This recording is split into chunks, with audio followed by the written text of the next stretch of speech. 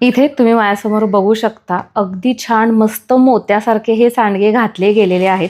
तुम्ही याचा आकार बघू शकता, याचा रंग बघू शकता. अगदी सगळे सांडगे एकसारख्या रंगाचे, एकसारख्या आकाराचे तयार झालेले आहेत. आणि हे सांडगे कशा पद्धतीनं तयार करायचे, म्हणजे काय होतं त्याच्यामध्ये एक 3 ते 4 स्टेप असतात. जसं की याचं पीठ कसं तयार करायचं, ते कशा पद्धतीनं दळलं गेलं पाहिजे, त्यानंतर ते मळण्याची एक वेगळी आणि विशिष्ट अशी पद्धत असते. सोबतच हे सांडगे कसे घालायचे हे सुद्धा आजच्या व्हिडिओमध्ये मी तुमच्याबरोबर शेअर करणार आहे. त्यामुळे अजिबात वेळ न दवडता रेसिपीला सुरुवात करूयात.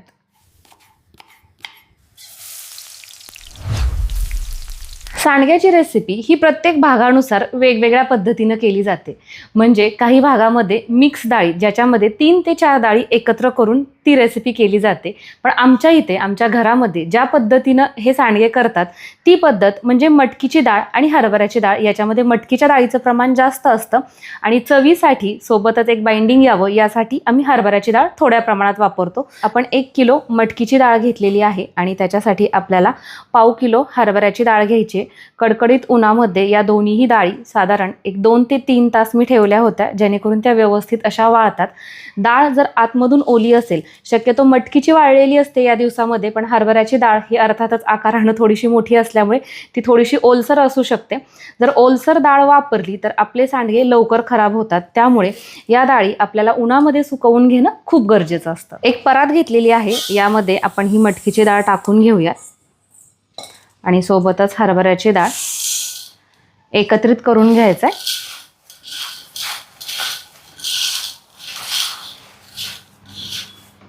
आता हे आपण गिरणीतून दळून आणणार आहोत.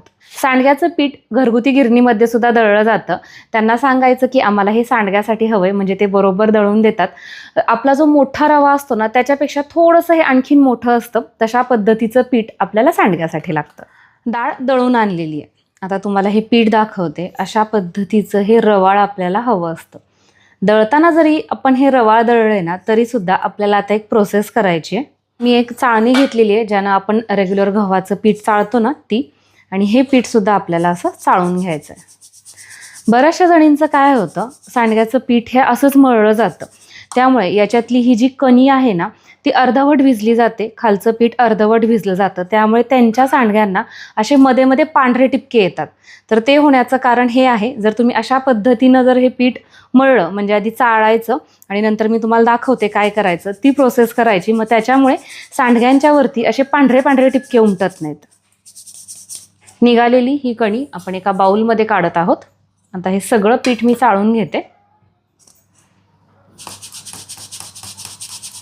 सगळं पीठ चाळून घेतलेलं आहे.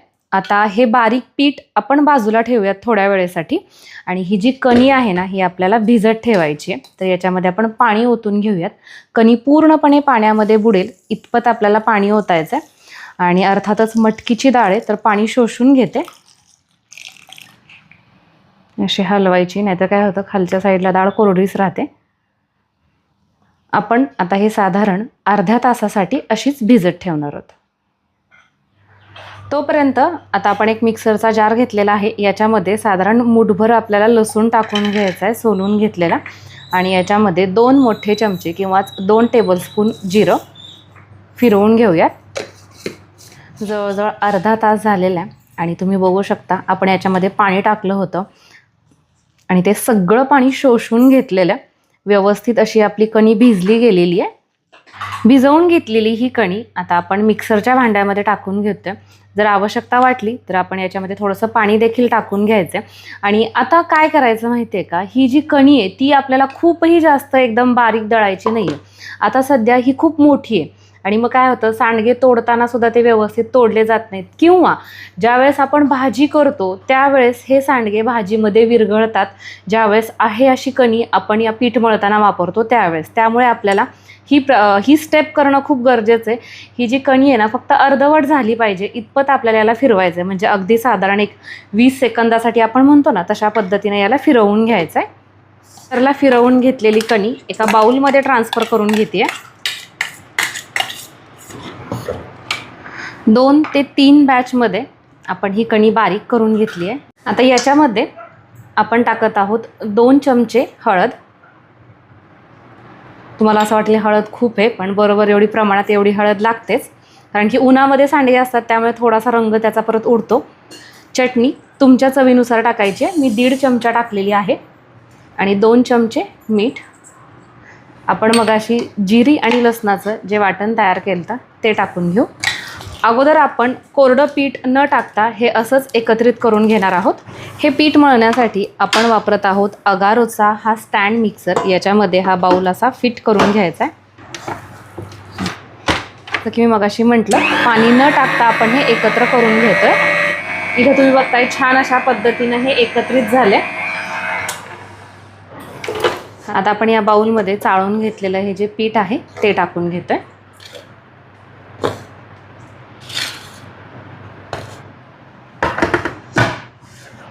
थोडंसं पाणी टाकून घेते. चालू करूयात.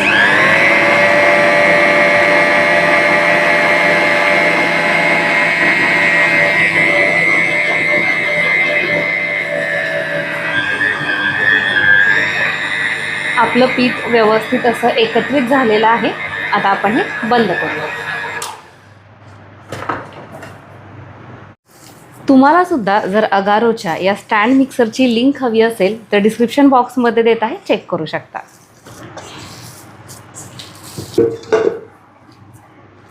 इथं तुम्ही बघताय छान अशा पद्धतीनं हे पीठ मळलं गेलेलं आहे. ज्या पद्धतीनं आपण हातानं मळतो ना, अगदी सेम तशाच पद्धतीनं. आणि सांडग्यासाठी आपल्याला जे पीठ लागतं ना, ते थोडंसं असं मऊ किंवा सैल मळायचं, कारण की जसा वेळ जाईल तसं हे पीठ पाणी शोषून घेतं. त्यामुळे कणी अगोदरच आपण भिजवून घेतलेली आहे, त्यामुळे आता याला भिजत ठेवायची आवश्यकता नाही आहे. लगेच सांडगे घालायला घेऊ शकतो. सांडगे तोडताना काय करायचं माहिती आहे का, सगळ्यात अगोदर तर पाण्यामध्ये असा हात बुडवायचा आणि त्यानंतर अगदी थोडंसं एक लिंबाच्या आकारा एवढा आपल्याला हा गोळा घ्यायचा असतो आणि त्यानंतर हे अशा पद्धतीनं आपल्याला छोटे छोटे सांडगे सोडायचे असतात. बऱ्याच जणी मोठे पण सोडतात, कारण की हाताला वात येते, सवय नसती. वर्षातनं आपण एकदाच हे काम करतो. इथे तुम्ही बघताय आपण जे प्रमाण घेतलेलं आहे ना, त्याच्यामध्ये इतके सगळे सांडगे घालून तयार झालेले आहेत. आता आपल्याला हे वाळवणं खूप महत्त्वाचं आहे.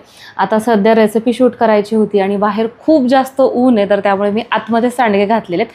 पण शक्यतो सकाळ सकाळ लवकर ऊन यायच्या अगोदर बाहेरच घालायचे, म्हणजे दिवसभर याला ऊन लागतं. आणि सध्या उन्हाळ्याचे दिवस आहेत, टेम्परेचर 41-42 वरती जातं आहे. त्यामुळे एक अख्ख्या दिवसाचं बाहेरचं ऊन द्यायचं आणि दुसऱ्या दिवशी सावलीमध्ये सुकवले तरीही चालतात, कारण की घरात पण तेवढी गरमी असते, त्याच्यामध्ये सुद्धा सांडगे व्यवस्थित सुकले जातात. तर अशा पद्धतीने हे आपल्याला सुकवून घ्यायचेत. राहिलेले सांडगे मी तोडून घेते आणि नंतर दाखवते. 2 दिवसानंतर सांडगे उन्हामध्ये खट्ट असे वाळले गेलेले आहेत. तुम्ही बघू शकता याचा आकार किंवा याचा जो आवाज आहे ना, त्याच्यावरूनही समजतं की हे व्यवस्थित असे वाळले गेलेले आहेत. अर्थातच सांडग्याची तर भाजी केलीच जाते, पण आमच्या घरामध्ये ना हा सांडगा जेव्हा कधी असं तोंडाला चव नसते किंवा काहीतरी टाईमपास म्हणून खायचं असतं ना, तर त्यावेळेस आम्ही हा सांडगा तळून खातो. ते तुम्हाला दाखवते. हे असे एखाद्या तव्यामध्ये किंवा कढईमध्ये असे थोडेसे सांडगे टाकून घ्यायचे. अगोदर तेल टाकायचं नाही. आपण जरी म्हटलं की नाही की हे सांडगे तळून घेणार आहेत, तरीसुद्धा ज्या पद्धतीने आपण पापडी वगैरे तळतो तसं इतकं पण तेल याला लागत नाही. थोडंसं आधी याला गरम होऊ द्यायचं. हे तळलेले सांडगे आणि याच्यासोबत ज्वारीच्या भातोड्या याचं कॉम्बिनेशन अप्रतिम असं लागतं. तुम्ही कधी खाल्लंय का? कमेंट करून मला नक्की सांगा. आता तसं बघायला गेलं तर आहे ना, या सांडग्यांच्या ऑर्डर्स आपण स्वीकारतो आणि ऑर्डर स्वीकारत असताना त्यासाठी तुम्हाला मला पैसे द्यावे लागतात. पण आता मी तुमच्यासाठी अशी एक भन्नाट गोष्ट घेऊन आलेली आहे ना, की ज्याच्यामुळे तुम्हाला हे सांडगे तर घर बसल्या मिळतील, पण त्यासाठी तुम्हाला मला पैसेही द्यावे लागणार नाही आहेत. हे कसं शक्य आहे? तर त्याच्यासाठी काही नाही, या व्हिडिओ खाली फक्त तुम्हाला एक छान अशी कमेंट करायची आहे, पण त्याची काही मर्यादा आहे. म्हणजेच काय, तर 500 कमेंट झाल्या पाहिजेत आणि 5000 लाईक्स. तर त्यावेळेस त्यातली कोणतीही एक रँडम कमेंट जी आम्हाला आवडेल, त्यांना आम्ही हे 1 किलोचं सांडग्याचं पाकिट अगदी घरपोच फ्रीमध्ये देणार आहोत. छान अशी कल्पना आहे ना. तर मला असं वाटतं की त्याच्यासाठी खूप काही अट्टहास करायचा नाही आहे, फक्त एक कमेंट तर करायची आहे. चला तर मग पटकन कमेंट करा. सांडगे पण गरम झालेले आहेत, याला आपण थोडंसं तेल घालूयात. अशा पद्धतीनं तेल घालून घ्यायचं.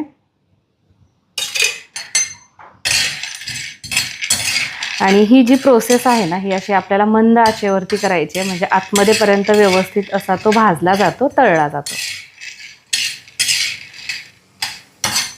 तेल टाकल्यानंतर तुम्ही बघताय एकदम फास्ट याचा रंग बदलायला लागलाय. सांडगे तळले गेलेले आहेत. गॅस मी बंद करते आणि काढून घेऊयात.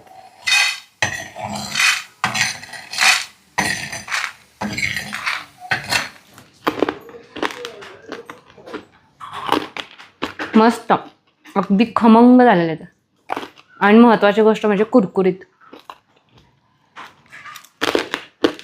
याचा असला भारी सुगंध सुटलाय, तुम्हाला काय सांगू. आपण ज्याला म्हणतो ना अस्सल महाराष्ट्रीयन चव, तर अगदी सेम तशाच पद्धतीचे आपले हे सांडगे तयार होतात. म्हणजे ना याच्या फक्त अशा सुगंधानेच हे असे खावेसे वाटतात.